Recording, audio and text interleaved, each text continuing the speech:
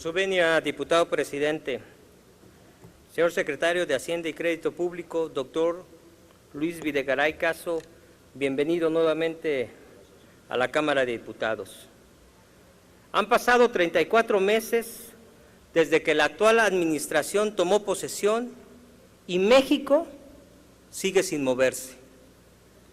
Así lo demuestran todos los datos con que contamos, pero sobre todo la opinión ciudadana reflejada en un nivel de desaprobación del 64% del Ejecutivo Federal. La economía mexicana mantiene la tendencia estructural a un crecimiento mediocre, por decirlo menos. Entre 1982 y 2014, el PIB aumentó a una tasa promedio anual del 2.3%. En los últimos 3 años ha sido peor, 1.4 en el 2013, 2.1 en el 14 y 2.4 en el primer semestre del 2015. No llegamos al 2% promedio anual en estos 3 años, señor secretario. Lejos, pero muy lejos quedaron la promesa de campaña de crecer entre el 5 y el 6% anual. La inversión extranjera directa no fluye pese a las reformas estructurales. En 2014 disminuyó 48.9%. En el primer semestre de este año fueron 1.200 millones de dólares menos con respecto al mismo periodo del 2014. La primera y segunda fase de adjudicaciones de la Ronda 1 han sido un rotundo fracaso por más parafernalia gubernamental y ni de cerca se captaron los 21,000 millones de dólares que usted auguró en el artículo Reformas Estructurales 2013-2014, publicado por esta Cámara de Diputados. En materia de empleo, ustedes afirman que generaron 1.424.000 empleos formales y recuperaron el poder adquisitivo del salario mínimo en 5.58%. Sin embargo, dichos datos esconden la realidad del mercado laboral nacional, con 2.3 millones de desempleados, 4.2 millones de subocupados y 29.1 millones de informales. Entre los asegurados del IMSS, el empleo eventual, al que tiene en vilo a los trabajadores, ese empleo que la gente le preocupa perderlo, y entre el que aumentó más al pasar del 13 al 0.8% al 14.3% de los afiliados. El trabajo permanente, el que da seguridad, el que le da tranquilidad realmente y estabilidad a las familias, se redujo. El índice de la tendencia laboral de la pobreza siguió al alza, llegando a 1.14 unidades. La INIG 2014 reporta que el ingreso corriente promedio trimestral por hogar descendió 3.5% real con respecto al 2012. Estamos hablando de un duro golpe a los niños, a los ancianos, a las mujeres y hombres que buscan mejorar su calidad de vida. La homologación del salario mínimo general de 70 pesos con 10 centavos dista de ser motivo de celebración.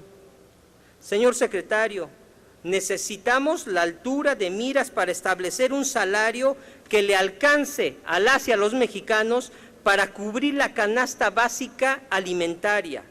Como seguramente usted lo sabe, nuestro salario mínimo es, para nuestra vergüenza, el más bajo de América Latina. Para 2016 nos señalan que es vital la implementación del presupuesto base cero. No obstante la reducción real de programas presupuestarios en la mitad de los 246 anunciados, Esto porque 123, señor secretario, de dichos programas no contaron con recursos en el 2015. Se trata de otro truco publicitario, un artilugio del gobierno federal. La Auditoría Superior de la Federación advierte que no se publicaron los elementos metodológicos, un error que se debe de estar atendiendo, por lo cual es imposible determinar el ahorro de 135,000 millones de pesos y no se informó sobre el uso de evaluaciones de desempeño por parte de las unidades ejecutoras de gasto. En materia de gasto para el 2016, se indica que el gasto programable disminuirá en 221,000 millones de pesos. El gasto corriente se reduce solo en 3.6%, mientras que el gasto de capital disminuye en 21%. Se trata en realidad de una fuerte contracción de la inversión productiva y de un descenso mínimo en el pago de servicios personales, apenas del 0.7%. Aquí quisiera contrastar los servicios personales 0.7% y la disminución del capital, del gasto de capital 21%, lo que va abiertamente en contra de lo que usted aseveró en el artículo al que hice referencia con anterioridad, donde anuncia textualmente: la evidencia internacional muestra que los principales factores que determinan la tasa de crecimiento son inversión en capital físico, en contradicción con el gobierno de la República.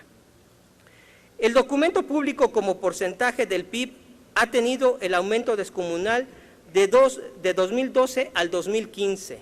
El salario histórico de los requerimientos financieros del sector público se elevó en un 10% del PIB y sin lugar a dudas se acrecentará todavía más con la emisión de instrumentos financieros como Fibra E, los certificados de proyectos de inversión y los bonos de infraestructura educativa. Esto es, señor secretario, es un paso velado para la privatización del sector educativo.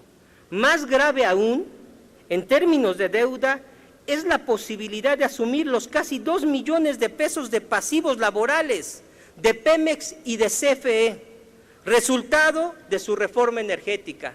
Concluyo, compañeras y compañeros diputados.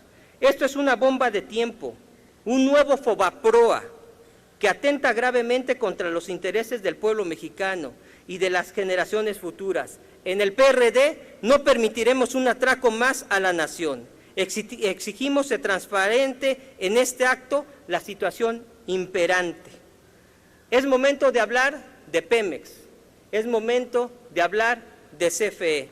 Y escuché con mucha atención, señor secretario, su interés de tener una discusión de altura, por lo cual le pido, señor secretario, que en la discusión del paquete financiero, del paquete económico, nos acompañe usted ante las comisiones para que discutamos en esa altura que usted ha planteado.